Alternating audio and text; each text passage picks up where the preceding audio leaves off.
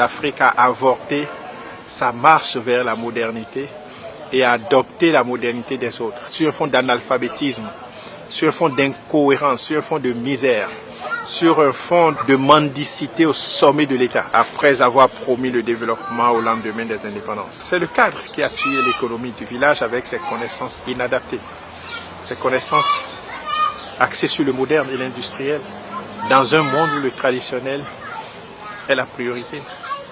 Il faut revoir les choses. Les normes européennes ne sont pas les normes africaines. Les normes des villes ne sont pas les normes du village. L'immunologie du monde paysan ne doit pas être l'immunologie de ceux qui vivent sur les carreaux cirés. L'eau potable pour nous, c'est l'eau de robinet. Mais l'eau de robinet, celui qui vient de l'Europe, il ne peut pas boire ça, il va tomber malade. Tout est relatif. La loi de la relativité doit s'imposer sur cette loi cadrée, des intellectuels cadrés. Bon, l'autre les a appelés, comme il le dit, par un nom péjoratif. Mais moi, je dis qu'ils sont cadrés. Ils doivent sortir de leur cadre. Le cadre africain doit sortir de son cadre et s'ouvrir à l'intelligence situationnelle. 1 plus 1 égale 2, je suis d'accord. Mais il faut ajouter que c'est dans grand air. 1 plus 1 ne donne pas 2 dans la famille. Ça devient les mathématiques de la stérilité dans la famille. 1 plus 1, si ça ne donne pas 3, 4, 5 ou 6, vous ne pouvez pas vivre ensemble. Mais ça, c'est un grand F. Et 1 plus 1 dans l'agriculture, ça peut donner 1000. Parce qu'une graine plus une terre peut donner 1000 graines en 3 mois. Mais on nous a cadrés dans grand air. Et on est agrégé dans grand air et on refuse de s'ouvrir à l'intelligence situationnelle. Et on a tué l'économie. On a tué l'économie des villages. Et moi, je rêve de restaurer l'économie villageoise. Parce que l'analphabétisme devrait être une force pour notre économie.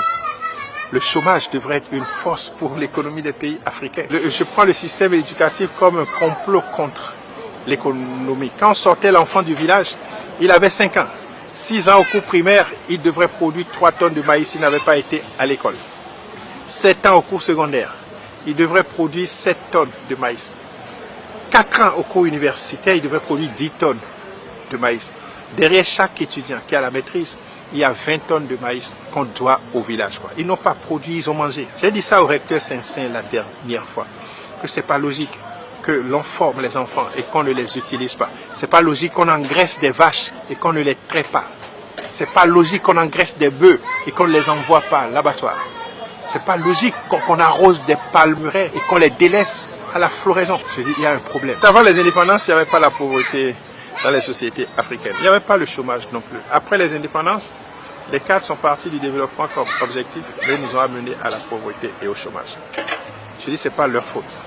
C'est parce que la formation des cadres africains n'a jamais répondu à un besoin africain de formation des cadres.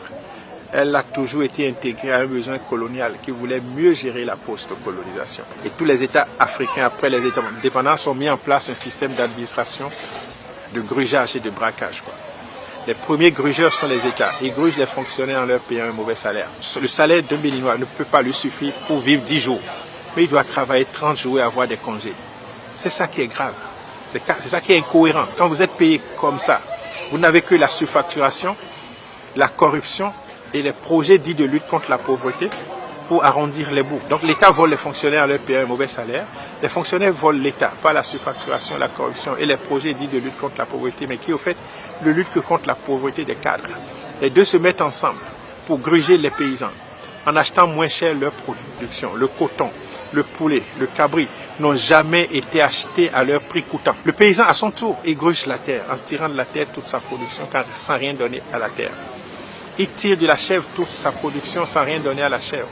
Il tire du poulet toute sa production sans rien donner à la poule mère. Et pour finir, toutes ces entités, terre, poulet, cabri, porc, sont rentrés en grève contre l'homme. Comme les fonctionnaires grèvent contre l'État, eux ils aussi grèvent en réduisant leur productivité.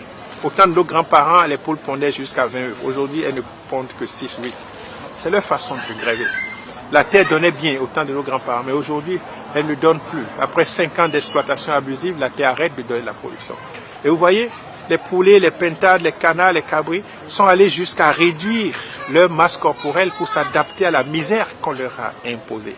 Et c'est ça, au fait, la pauvreté.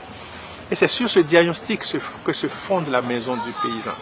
On retourne à la terre ce qu'on lui a volé. Et la terre est prête encore à donner le maximum de production. On retourne aux animaux ce qu'on leur a volé. Et c'est là même qui est l'idée du retour au village, quoi. Le retour au village. On retourne au village ce qu'on lui a volé, le village va prospérer. On retourne à l'Afrique ce qu'on lui a volé, l'Afrique va prospérer. Donc il faut un mea culpa de la part de tous ces ordres incriminés qui permettent de restaurer la vie et de restaurer les économies des villages.